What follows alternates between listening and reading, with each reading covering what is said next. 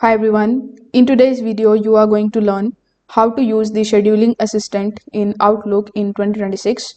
Now, this tool helps you pick the meeting time when everyone is available so that you avoid any kind of clashes or delays.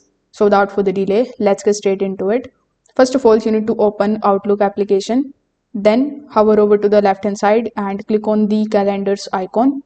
Once you are here, click on the option of new event or the meeting in order to create a meeting invite.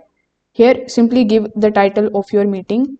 Afterwards, select the option of attendees or invite. Over here, simply select the people's email whom you want to add into this meeting. After doing so, you will see the option of scheduling assistant at the top of the meetings window. So over here, simply just select the timeline view. It is going to show you whether these people are free, busy or tentative. The blue blocks means they are busy and the clear space means the free time.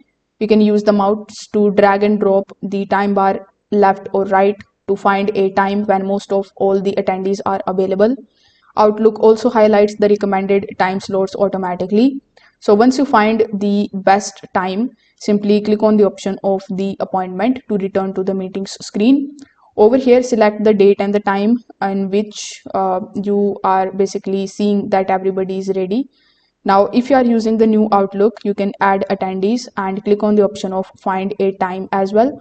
So this opens the same availability view as scheduling assistant. Now here, once everything looks good, you can add the agenda of the meeting. You can set the reminder and click on the option of save or the send here on the top. So if this video helped you out, make sure that you like this video and subscribe to the channel. Thanks for watching.